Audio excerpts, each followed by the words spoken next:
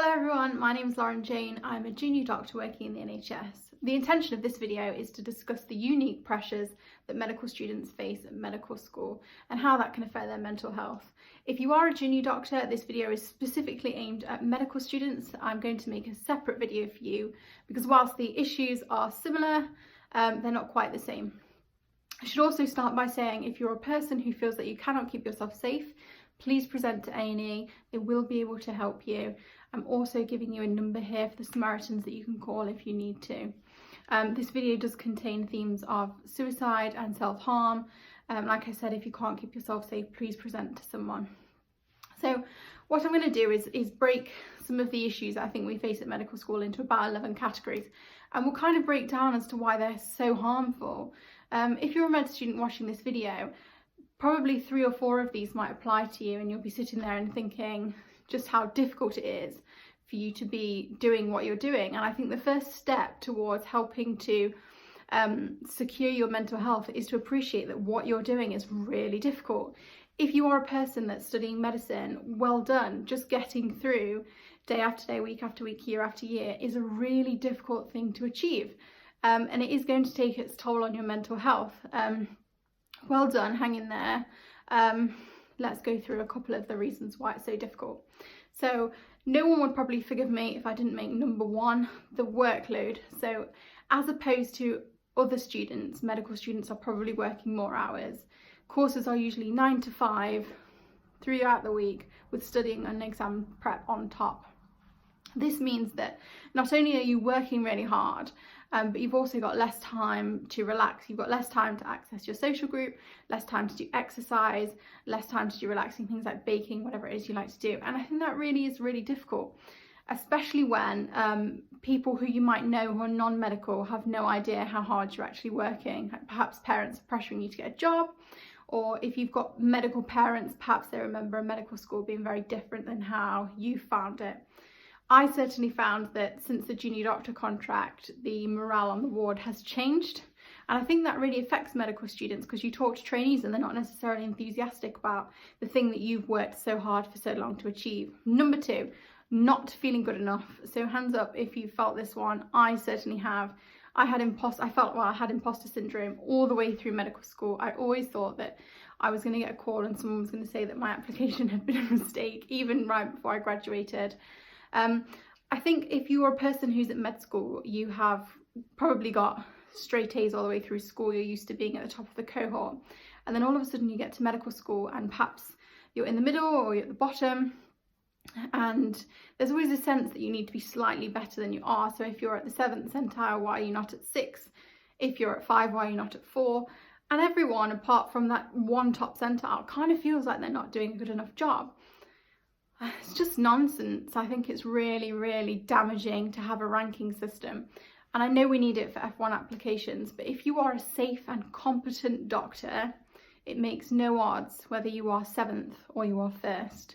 If you're a person that's beating yourself up about these things, but you're passing your exams, please don't worry about it, because what really matters is the feedback you're getting from your patients, the feedback you're getting from the nurses on the ward and your consultant. That is the kind of thing that really marks you out as whether you're going to be a good doctor or not. These rankings are really arbitrary, and it's a system that medical school uses for their own kind of admin purposes. Please try not to get too sucked into it. It's got its uses, but we have to appreciate that it can be really damaging to people's health. Number 3 is rankings and competitiveness. I do feel like these rankings lead to less of a cohesion between the people in your cohort. I think it makes everyone a bit more competitive, and you're aware that the people that you're sitting next to are competing against you for certain spots in the ranking. And I think the people that should be your biggest support system at medical school, the people who know what you're going through, the people who are your peers, we are isolated from those people in a little sense by those rankings. I think it's very, very, very unhelpful and can create a toxic environment. Enthusiasm. So let's get to this one. Because of the nature of medical school, because probably you're on a placement where you've only just met someone, or you're only there for a 3-week period, and in that 3-week period you have to prove yourself to whoever's signing yourself off, there's really no room for you to have a bad day. And I remember having a couple of bad days at medical school. My dad died about 4 years ago, 5 years ago now. and it was just over the Christmas break, and then I came straight back and I was on a palliative care ward, and I had to be, there's no kind of, do you know what, I don't feel like talking to anyone, my dad just died. It had to be, hi, I'm Lauren-Jane, I'm the third year medical student, because you know that your patients are having a worse day than you are, so you have to kind of bring that enthusiasm and that happiness when you don't necessarily feel it. And I think that mask that you have to put on can be really damaging if it's done day after day after day. I think that's something that medical students are quite unique in terms of other student groups as to having to do. I mean, I'm sure it's something that teachers do as well, but it's quite difficult to maintain that facade when you just don't feel it. Here's another thing that I find really difficult about med school, and this is the idea that medicine is a privilege. Now, medicine is a privilege. I think all of us would agree that it is a privilege. I have held a man's hand.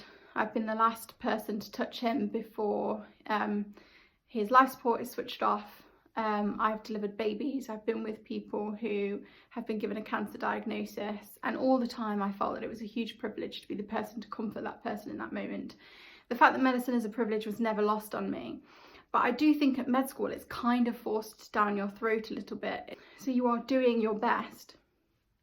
We really are all doing our best, and sometimes this idea that medicine is a privilege, so you need to work harder and harder and harder and harder, it can be really, really damaging. I think most of us got into medicine because we wanted to serve. I want to be a doctor, and I wanted to be a doctor because I wanted to serve people. I wanted to make people better. So when I was struggling, when I was doing poorly at something, there's constantly this idea, well, you need to do better, even better, constantly do better. And I think it compounds the ranking system, actually, this competitiveness. This is a privilege, this thing that you do, you need to do better. And I think that can be really damaging. We appreciate that medicine is a privilege. But sometimes I feel that at medical school that can be really drilled into you, and it can just be a bit intense. And I think sometimes you need to step back and say, it is, and it's wonderful, and I'm glad to be here and doing my serving, but also at this point I need to step back and take something for myself. This one, random consultants. So if you are clinical, you probably find that every 8 weeks, somewhere between 8 weeks, 16 weeks, maybe 1 or 2 weeks, you're going to have a different consultant, and this person has a power over your life that is just really soul destroying. So I worked really hard at med school. I loved being at med school, and I was really excited to do my obs and gynae rotation, and I did loads of extra studying. I showed up for everything, and then I came to my my end of placement review, and I sat down, and the consultant said, it gets my heart going because it made me feel so bad. He said, where have you been? Because you've not been here. And I just got this awful, sick feeling, that knot in your stomach where you know there's going to be some sort of awkward conversation that's going to happen. So he said, where have you been? You've not been here. And luckily, and this is why I recommend that you log everything on your attachments. I had logged everything. I could account for every single morning and afternoon for 8 weeks. So I put this down and I showed him, and he was really deflated because for whatever reason, I don't know what his issue was, but he, thought that I hadn't been there. So luckily I was able to prove to him that I had been there. But every time, we had to log so many clinics, and every time I'd gone to his clinic, he had kept the male medical student and sent me with the registrar. So I had the signatures from the registrar, which at the time I thought was enough. But in hindsight, I should have probably been more forceful in saying, well, actually, I need to go with you because otherwise we're going to have a conversation in 3 weeks where you said you've not really met me. And I actually found that really difficult because he did sign me off, but he said that there was an issue with either commitment or professionalism. I can't remember which one. And I had to go and speak to a sub-dean because of that tick in my logbook. And I was so upset because I'd worked really hard. I hadn't cut any corners anywhere. And I had to go and have a conversation where it made me look like I was a really poor student. And this really affected me. I had done everything that I was supposed to do. And still, we ended up in a situation where there was a question mark against my professional integrity. That's really difficult to deal with. How do we deal with something like that? I think we need to have really supportive sub-deans, and I did, luckily. I had obviously the history, the fact that I had been quite a good and consistent medical student. But in terms of affecting your medical health, in turning up to your next placement, you can sort of think, well, why should I bother? You know, why? I came to everything and I still ended up in a situation where things were being questioned. That's really, really, again, it's really one of the things that can be really damaging to our mental health. Okay, hands up if you've ever had this one. So hypochondria. So I think I have throughout medical school, I have thought that I've got everything. It's given me a real anxiety. So you kind of read about something and you think, oh my God, I have those symptoms. And that can be really stressful because there's a part of you that thinks there's absolutely no way I've got TB. But then there's another part of you that thinks I have all of these symptoms. I've got TB and I've got an OSCE in 3 weeks. That can be really stressful. No one else has to deal with that. It's a med school thing. Okay, here's another one. So having to move across country. So if you're a med student, you've probably only moved for med school. But if you're looking at F1 jobs, there is the possibility that you could end up anywhere in the UK. That's really stressful. That's not something that people in other professions have to deal with. And I think the general gist of this talk is that medical schools need to be doing much, much more to support us because of these things that we face. So universities who have got students in all kinds of departments, I think need to recognise that there are these really, really intense and unique pressures on medical students. You know, most people might move to different places for work, but with F1, you really don't have a choice. You have to apply to everywhere from John O'Groats to Land's End and Northern Ireland, and that can be really stressful, especially if you've got caring responsibilities or you need to be somewhere for family. Exams and OSCEs, they just come thick and fast, don't they? And I think the thing with medicine which makes it really stressful is you have to be good at lots of different things.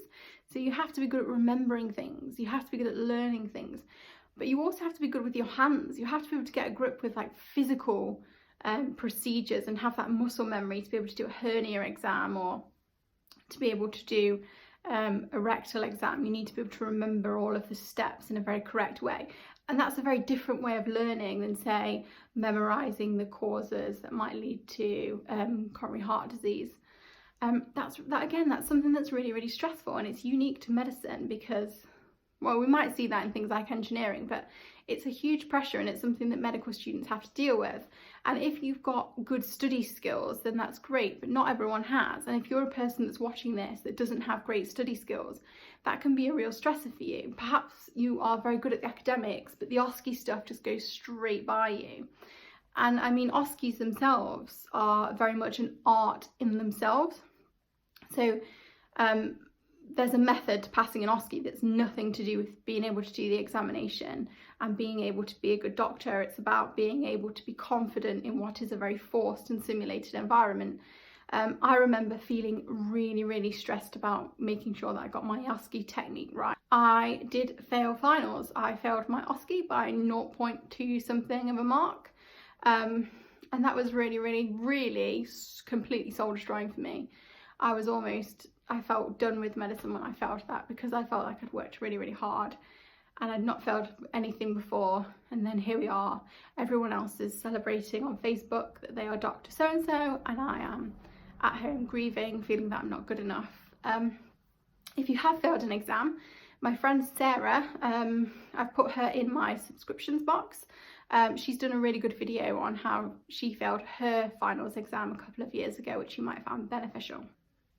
Culture of no failing. So I feel like as medics, we are a group of people who are all overachievers. We don't fail things, which is fine until you put us all together. And then because you're going to fail 10 or 20% of that group, people who are not used to failing are suddenly going to fail.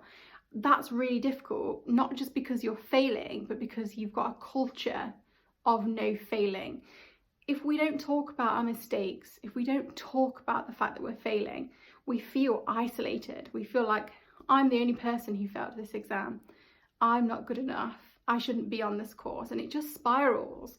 Whereas if we're all really honest with each other and say, hands up, I really didn't do well on that exam. And someone else says, yeah, neither did I. You know, it doesn't matter, let's get on with it.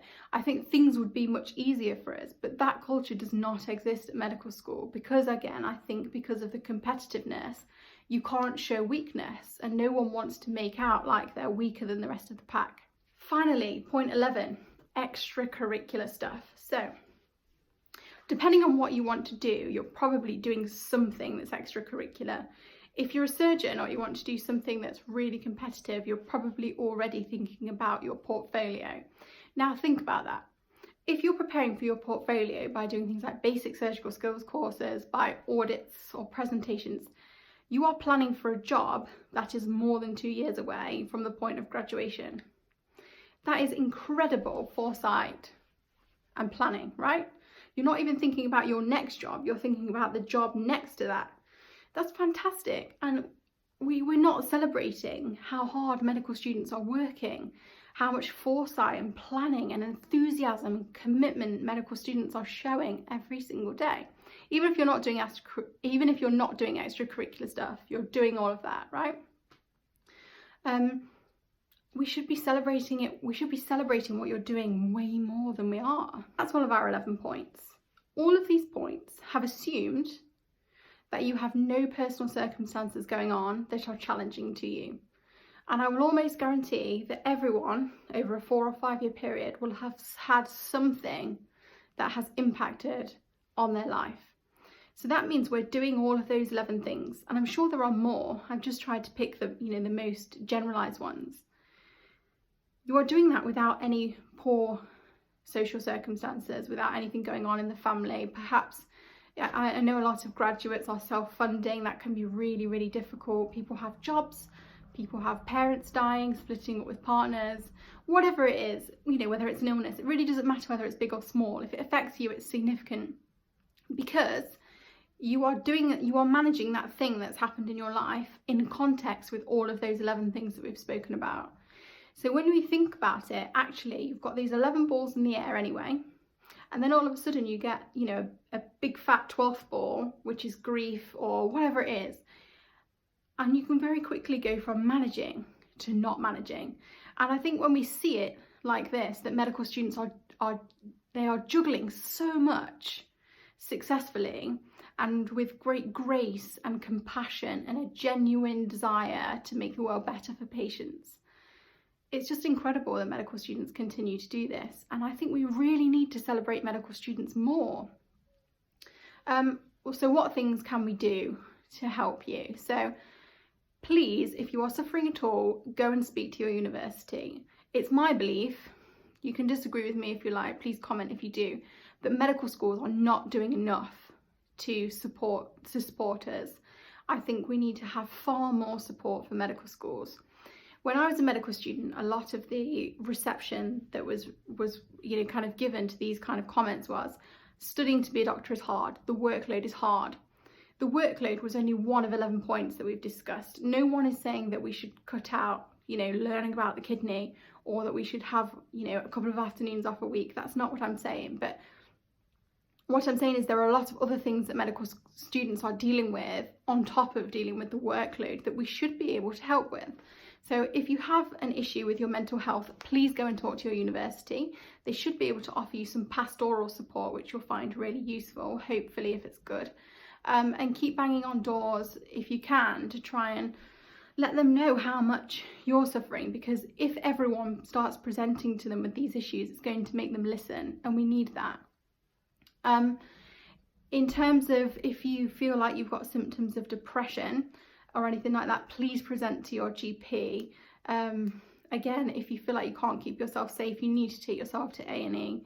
In terms of medical school, if you're feeling like you cannot cope with medical school, take a year out. It's not worth your life. It's not worth destroying yourself for.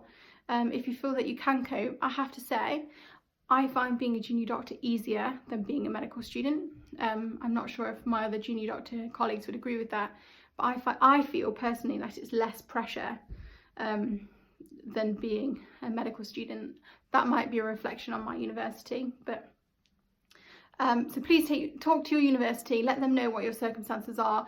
They might be able to make modifications for you. They need to make modifications for you. They need to offer you pastoral support. You might also be able to access counselling. Please take everything that they offer. Take yourself to a GP if you need to. Go to A&E if you are not safe. If you feel like you can fit in things like that we would recommend in lifestyle medicine, like exercise, healthy diet, accessing social support from your friends, peers and family, please do that. All of that is going to be really, really useful. In terms of my junior doctor friends who hopefully are still watching all of this time later, there is a point where you and I become the infrastructure. So we are the ones who are going to be looking after the medical students on the ward. We will be the registrars who answer the phone to the F1s. So please, please, let's think about how we're going to change the culture for those that are coming behind us. That's really important, that we need to change this culture. We need to make it more supportive than it is. I read a statistic recently that 400 doctors in the UK have killed themselves in a period of 4 years. This is not acceptable. We need to do more about it to take care of each other and those of us who come behind us. If you have any questions or comments, please leave them below. Thank you very much for listening. Be safe. Thank you.